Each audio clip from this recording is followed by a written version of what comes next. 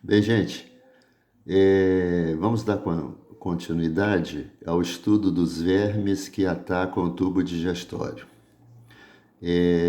Eu resolvi adiantar os vermes na frente de tubo digestório, porque esses vermes ou são plateumintos ou são nemateumintos. E como nós já estudamos os plateumintos e os nemateumintos, eu achei mais coerente falar deles, porque aí a gente completa o estudo dos plateumintos e o estudo dos nemateumintos.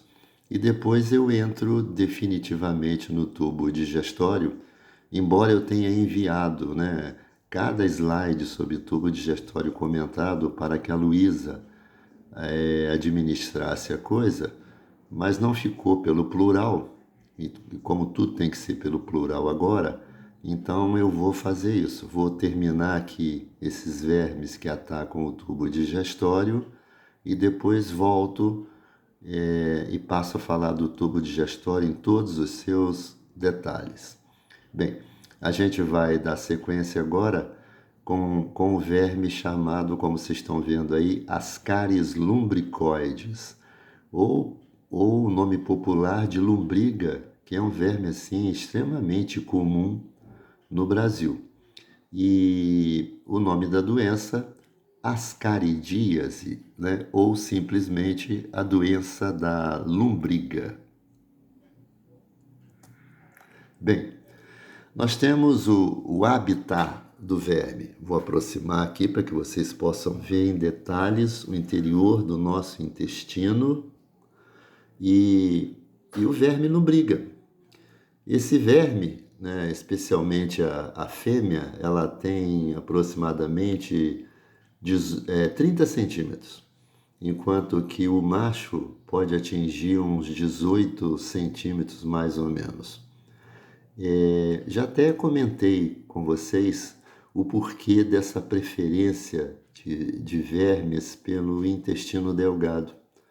É que o intestino delgado ele tem um pH muito favorável, que é um pH alcalino em torno de 8.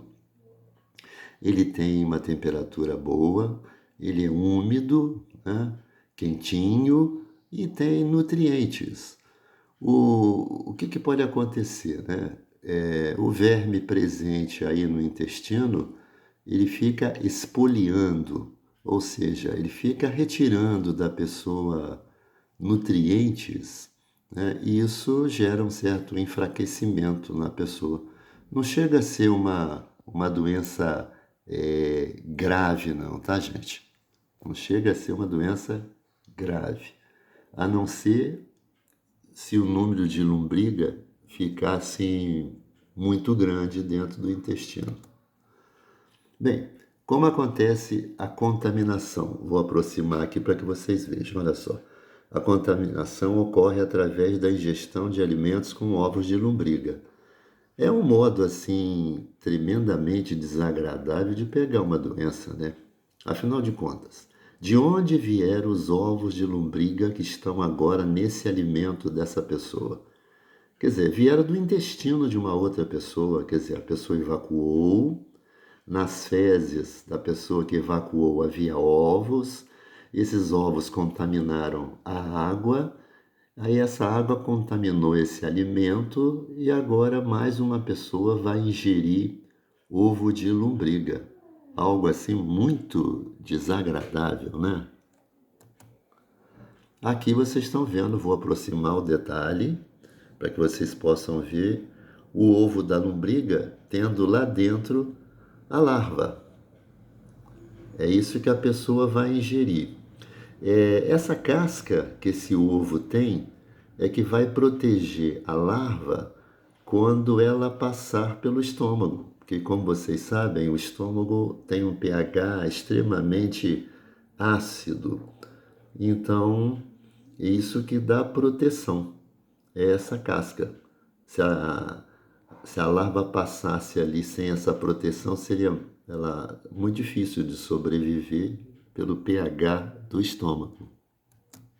Bem, Agora, uma coisa que é fundamental da gente entender. Olha só, no intestino, os ovos liberam as larvas. Aí você poderia pensar o seguinte: a larva agora, que saiu do ovo, ela vai se transformar num verme adulto. Mas não é o que acontece. Na realidade, olha só, as larvas perfuram as paredes do intestino e caem na circulação sanguínea. Ora, mas por que ela faz isso? Então, ela vai ter que amadurecer. E o amadurecimento dela não acontece no intestino. Se isso acontecesse, a doença seria muito mais branda, né? Muito mais leve. Mas, infelizmente, as larvas vão cair na circulação sanguínea. Não pensem vocês, quando a gente fala circulação, fica parecendo que circulação sanguínea é um pleonasmo. Não.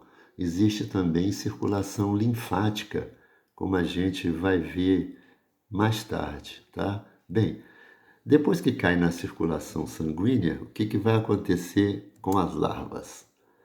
Seria assim, olha, pela circulação, as larvas chegam ao fígado, ao coração e aos pulmões. Aqui no texto da gravura está escrito que chega ao coração, aos pulmões e ao fígado. E eu estou colocando a coisa em ordem. Depois que elas atravessam a parede do intestino, elas passam pelo fígado, passam pelo coração e atingem os pulmões. Como vocês estão vendo aqui, vou aproximar de duas larvas presentes aqui no pulmão à direita da figura. Muito bem, o que pode acontecer com as larvas presentes no pulmão ou nos pulmões? A pessoa vai ter sintomas que podem ser confundidos, né? Com uma pneumonia, né? Por exemplo. Essa pessoa pode ter tosse, etc. e tal, mas acontece que depois as larvas vão abandonar o pulmão. O sistema imunológico, ele vai se defender dessas larvas. Ele não consegue vencê-las, mas de qualquer maneira, o sistema imunológico vai combater essas larvas. Pode ter êxito com algumas e não com outras, de modo que a pessoa vai ter lombriga porque as larvas vão deixar os pulmões. Bem, partindo dos pulmões, as larvas atingem a faringe e são engolidas novamente. Aqui vou aproximar para que vocês possam ver as larvas subindo aqui pela traqueia, esse tubo que está em azul. E ao chegar lá na garganta, a pessoa engole, um reflexo automático. Aí as larvas descem pelo esôfago e vão chegar no estômago. Aí vocês diriam assim, mas você disse no início que elas sobreviveram no estômago passando dentro de um ovo com casca, mas agora elas não estão dentro do ovo e como que elas vão sobreviver?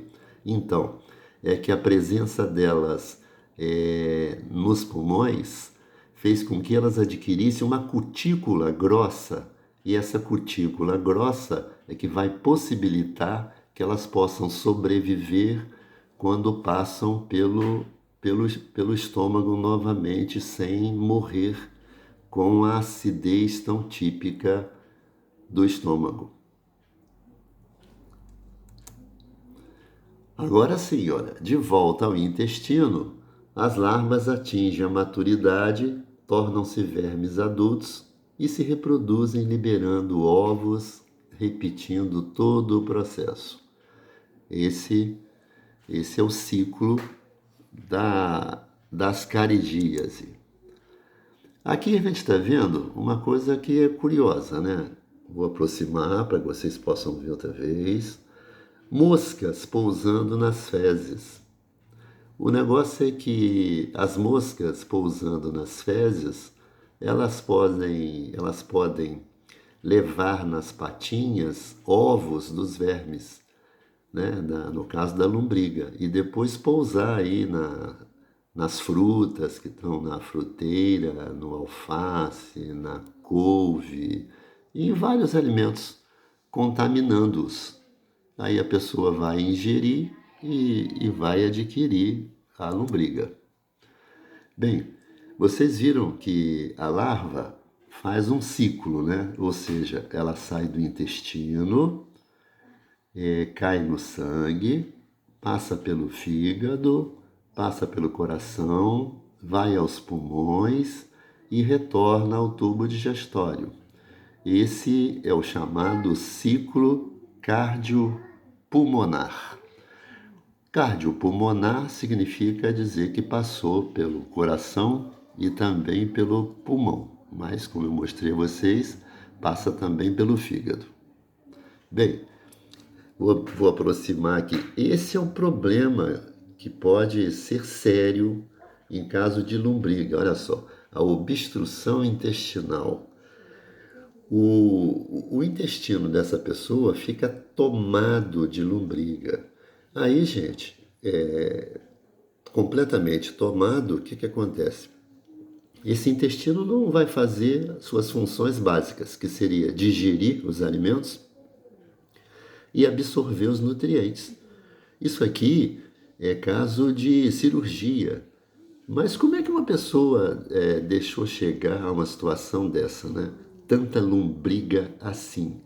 Ora, isso é o seguinte, essa pessoa sempre que tomava água ou comia alguma coisa, ela foi ingerindo ovos e mais ovos e mais ovos, pelas condições de vida, né?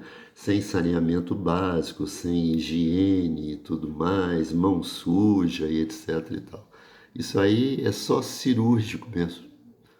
Aqui nós temos uma coisa mais rara, né? Que é lombriga no apêndice. Isso não é comum, é tanta lombriga, né? Que algumas foram lá para o apêndice. Lembrando que o apêndice faz parte do intestino grosso e o intestino grosso não é o habitat da lombriga. É onde está escrito íleo, é a última parte do intestino fino que desemboca no intestino grosso. E aqui uma imagem nada agradável, né? Tanta lombriga saindo pelo nariz ou saindo pela boca. Não é verdade que lombrigas possam sair pelos olhos ou que possam sair pelo ouvido. Mas sair pela boca ou sair pelo nariz, que tem contato com o tubo digestório, é verdade. Mas como eu disse para vocês, nesse caso de tanta lombriga, só cirurgia mesmo. E aqui os sintomas que são clássicos, né? Cólicas, embora muita coisa provoque cólica, náusea, enjoos, né? Manchas brancas na pele, essa bronquite, vou aproximar aqui, ó, a bronquite é provocada pela larva. A pneumonia também, ou algo semelhante à pneumonia, também provocado pela larva. E a obstrução intestinal, aí já é provocada pelo verme quando produzido em excesso. De modo que esses são os sintomas da ascaridíase ou doença da lombriga.